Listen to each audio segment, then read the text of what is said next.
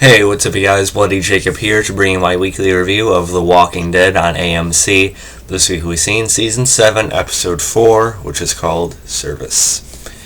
And I guess I really like this episode. This was an extended episode, 85 minutes, but of course, you guys know the majority of it are commercials.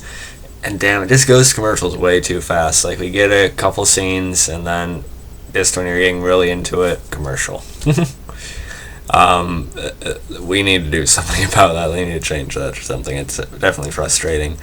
But you know, when I did watch the show, it was a very good one. I liked it a lot. I already see people complaining that it was boring and things like that. People just don't have attention spans anymore. It's really a shame. But I think it was a really good episode. We got something we were waiting for since the premiere, really.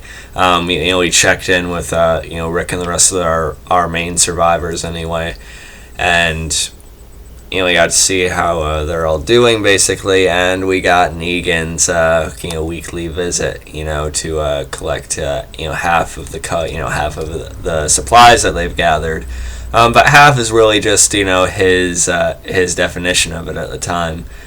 He could say half and probably take almost all of it if he wanted to. But it's good to get back with our main group. Of course, the premiere is definitely one that's going to stick in your mind for a while. The second episode with the Kingdom and such was alright. But I think it was a bit too quick of a tonal shift for the show. And episode 3, The Cell, I thought was pretty good. I did like that one quite a bit as well. But, it just felt good to actually get back to our main group. I feel like they could have cut some of this into one of the other episodes, but I feel like they are trying to stretch it out a bit, which is understandable because they don't want to, catch up to the comics too fast or whatever. I don't know. But either way, whatever they're doing with it, I enjoyed the episode. It mainly revolved around one thing, mainly Negan's visit. And Jeffrey Dean Morgan, I just want to say before I get into specifics of the episode, he just knocks it out of the park. JDM.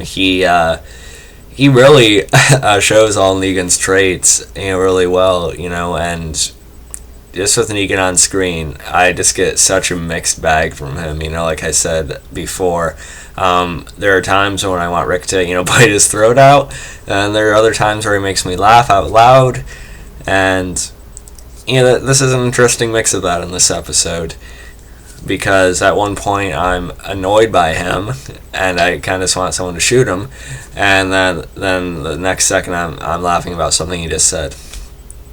And I think it's definitely on purpose with the performance and such, and the writing for the character. So I think it's really working. And JDM is effectively, still somewhat intimidating as well as entertaining to watch on screen as the character, so I think he's really doing well with the role. But let's get into the sort of recap part of the review, and we see Rick and Michonne in bed at the beginning of the episode. I know this isn't the point of it, but still, good that they're a couple, still good that they're, holding that up as well as they can under the circumstances anyway. Again, just a really good payoff. I think it feels very natural between them two, but we don't need to talk about that right now. Michonne, she goes off with this .22 caliber sniper rifle, which comes into play a little bit later on. And we see Michonne, she actually ends up taking it out there into like this sort of a more open area in the woods or the forest, and she's basically doing a target practice, with some walkers she spots. Michonne, she is one of the most capable people, one of the most capable characters in the show, along with Rick and Daryl, physically and with her skills in close quarters combat and such. Definitely one of the toughest. But with guns, Michonne's never really been known for that. And it kind of shows here, when the walker's probably like 15, 20 feet away, she misses quite a few times right at the end. But we know why Michonne's doing this. She's wanting to assassinate Negan. She's wanting to set up some kind of plan to take him out, which of course is completely understandable and something they all probably want to do. But Trev's Chan too, he did a good video on this not too long ago, saying if they were to kill Negan, which they could very well do, they have plenty of chances throughout this episode, really, despite all his people being there. But even if they did somehow take Negan out from like long range or something, or assassinate him, that would just bring down the whole rest of the saviors on him. You know, Simon would come and knock in, you know, and any other of his, you know, sort of field leaders out there. It's just the numbers, like Rick says. You know, it's pretty damn overwhelming, really, if you guys remember the season 6 finale and the season 7 premiere and such.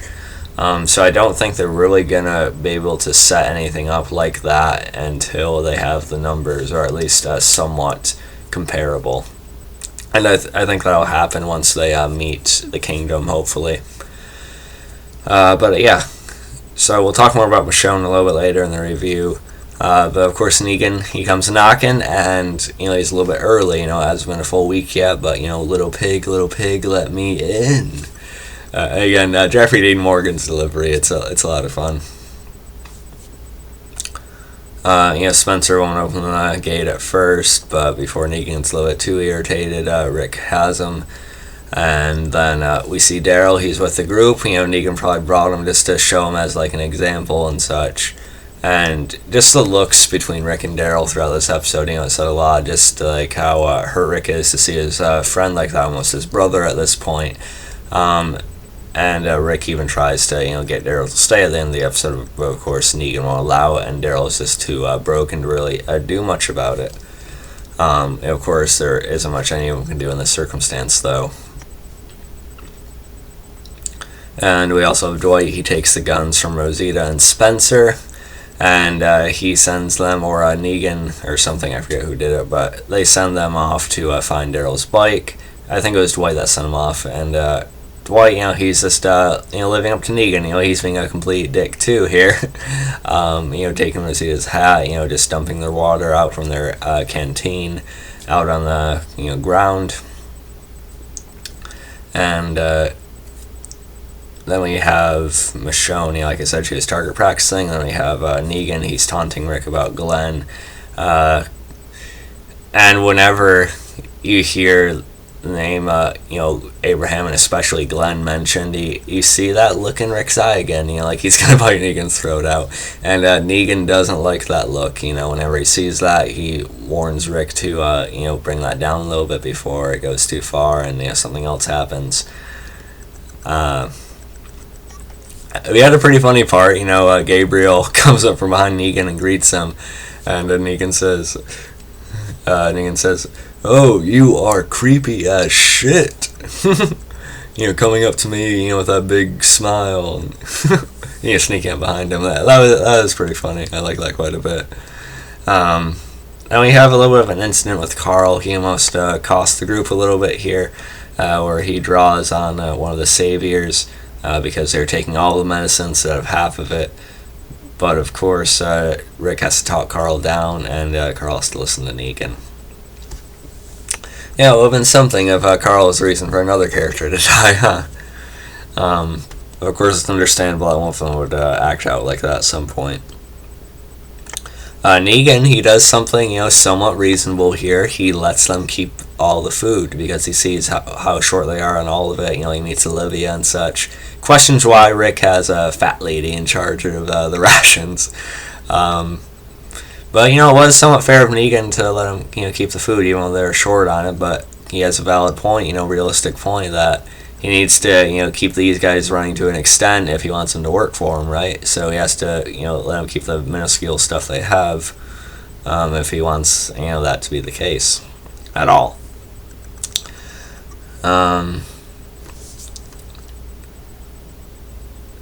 And then we have Rosita and Spencer on the road. And Spencer, he's just highly irritating right now.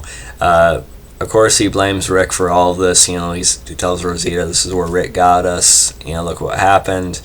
And, you know, of course, he's just not handling being under Negan's wing well, which is understandable. No one is.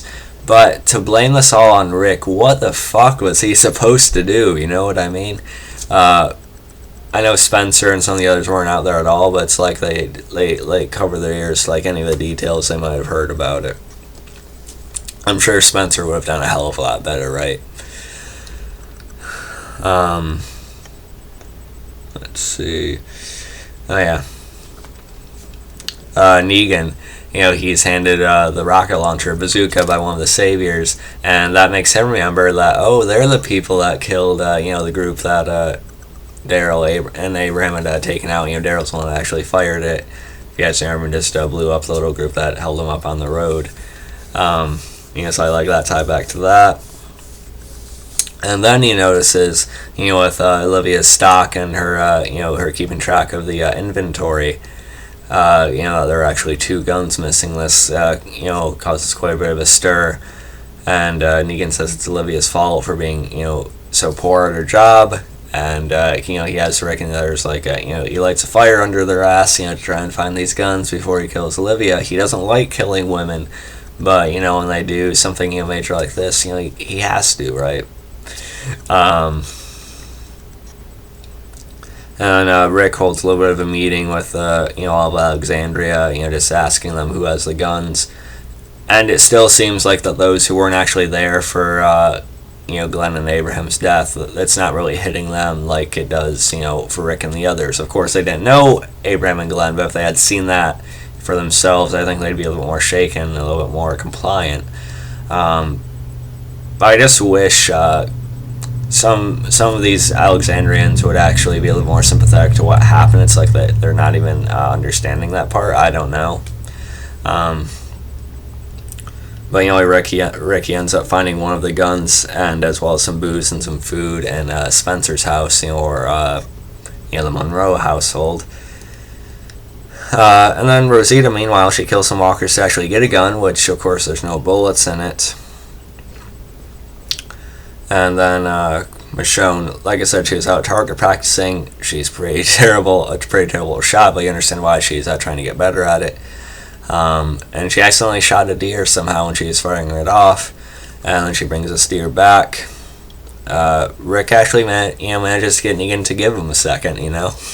It takes a little bit of pleading, but Negan lets him go off to talk to Michonne on his own for a minute, and Rick has to convince Michonne to give up the rifle. Because he can't see anyone else die, he can't lose Michonne and Carl especially, so he doesn't want to risk that, or as little as he has to anyway. Of course, Spencer comes back. Oh, and we also had Michonne bring in the deer, and Negan seemed pretty impressed by that. He says something along the lines of, "Oh, it's always nice to have a woman, get my food and not expect me to put out." I'm glad Negan hasn't tried to take Michonne with him or something like that. That would really get to me. But then again, Michonne's probably someone who would try to kill him first in that situation before, living that life for too long, I think. Anyway, Spencer comes back, and this is where he really got to me. He says they should have made a deal with him when they had a chance.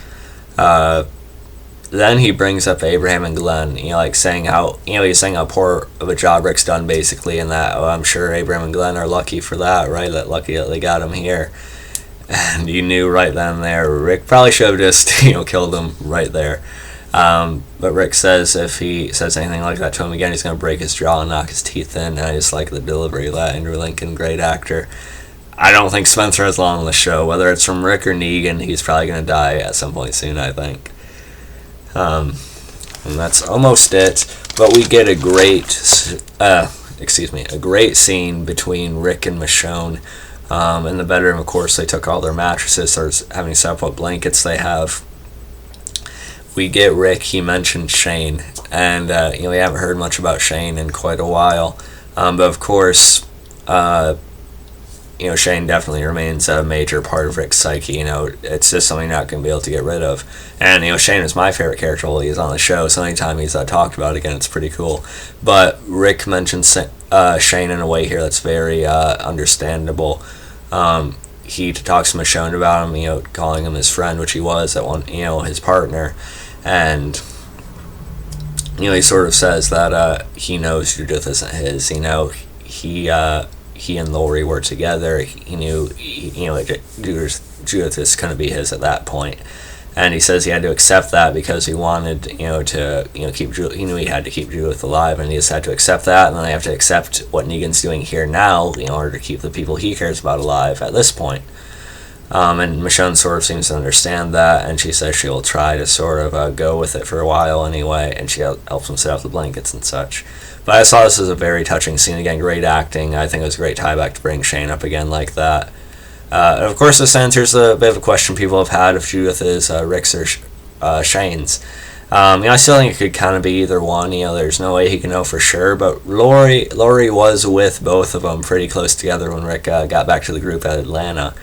But chances are, probably was Shane's. Knowing this world and such. As well as the fact that Shane and Lori were together probably at least a handful of times before Rick made it to the camp. But yeah, still very good scene. Then we had Rosita. Michonne also, she's seen something on the road. I couldn't tell what it was. I couldn't make it out. Maybe I'm just an idiot. I don't know. But again, very good acting from Denai Guerrero as well, showing how desperate she is. Yet, of course, she's smart. She's not just going to act out. And then we had Rosita and Eugene. Rosita asks Eugene to make bullets. As we know, he knows how to do. So that might actually help down the line for sure. But yeah, overall, really good episode. I liked it a lot. I'm going to give it a 9 out of 10. I just think it was a really good one. Did it have to be 85 minutes with all these fucking commercials? Probably not. But I still think it was a good episode and definitely served us well with checking it out in a group. So I really liked it a lot. Review on Van Helsing from this past Friday coming soon. Hope you guys enjoyed the video. Follow me on Facebook, Twitter, like, subscribe, and peace.